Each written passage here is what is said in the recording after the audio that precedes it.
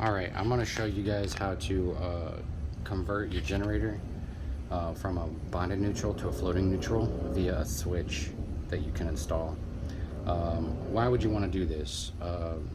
Well, most generators come either floating neutral or bonded neutral. If you have a floating neutral, it becomes very unsafe to use a regular plug on the generator. If there's a short, then the ground isn't connected to the neutral, and the breaker won't flip, and your chassis, your frame, can become energized, as can an appliance that's plugged into it, which can cause a shock and death.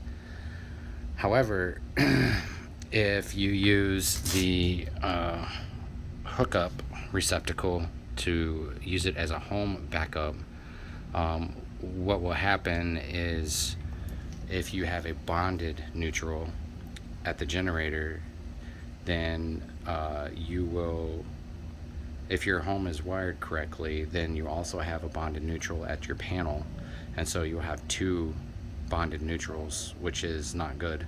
It can allow electricity to flow through the ground wire that's connected to this plug, which you don't want. So the safer route is to always have it. If you're going to choose either or, the safest route is to choose a bonded neutral at the generator. It's much safer to have electricity flowing through a ground wire where it's not supposed to, inside of an extension cord, aka the cord that the generator cord, where it's insulated and you can't really touch it, than it is to have a floating neutral generator and then plug your device in, and then potentially have a short, and then have your frame energized. There is no insulation on the frame. If that were to happen and you were to touch that, you could get killed. So to be the safest that I can, what I decided to do is install a switch that allows me to go from a stock bonded neutral frame to a floating neutral frame for use with a home backup generator, which is what this is primarily going to be used for. However, I may take this out and use it with extension cords, in which case I would want the frame to be bonded and not floating. So this switch will allow me to do that. If you're going to do that, the first thing that you need to do is find the point where the neutral is bonded to the ground. If you have a wiring schematic for your generator, that's going to be much easier to do. This did not come with a wiring schematic. It did come with a component breakdown that breaks down all the different components and how they go together. It was kind of helpful, but not really. So essentially, on this model, you have some sheathing that wraps all this up, and then you have two main harnesses that go through that, and this one is, I slid the sheathing back. That's why I took this off, so I could get some more room to slide it back. I didn't want to go back. But then I was able to find here, which I cut the heat shrink tubing off. This is where I found the neutral bonded to the ground, and then this wire here was connected up here, and you can see the white tubing with the N on it stands for neutral, and this is a ground wire. In this system, it's yellow with green stripe. All the grounds are yellow with green stripe, so this is a ground wire, but it's bonded to the neutral, and this is where it's bonded to the frame. So if you didn't want to put in a switch and you wanted to make this a floating neutral for a home backup generator only, then you could just remove this, and you would have a floating neutral generator.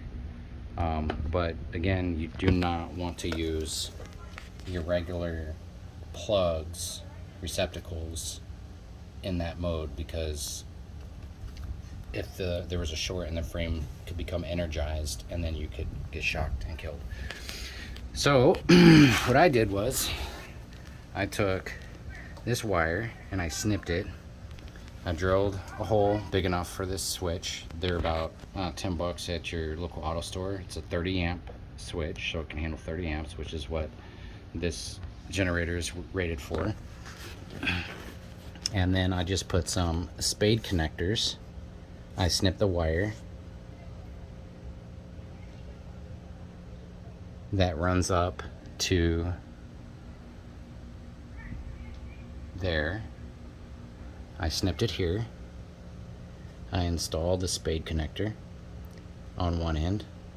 On the other end that I cut, I installed another spade connector, and then I wired it to that switch. So now when I flick the switch, and I'll put some labels on here, but now when I flick the switch, it's either going to be floating or bonded. Floating or bonded.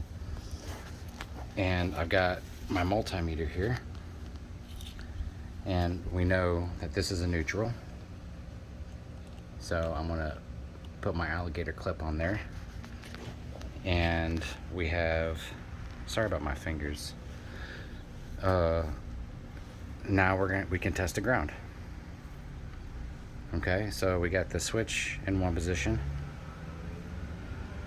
and you can see now the neutral is bonded to the ground.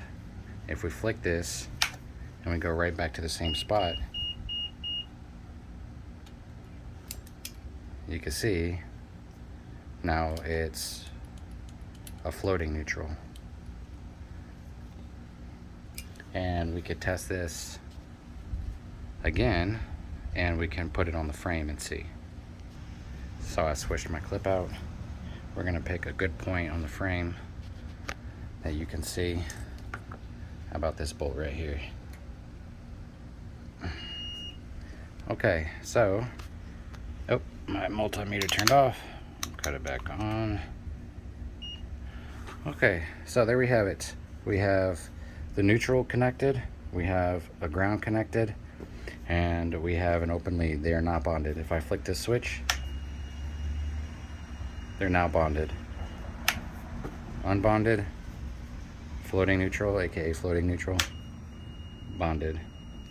So down would be for home use because it's floating. Up would be for extension cord usage and not home usage. It's that easy. Hope that helps somebody. And if that's something that you want to do, do it at your own risk.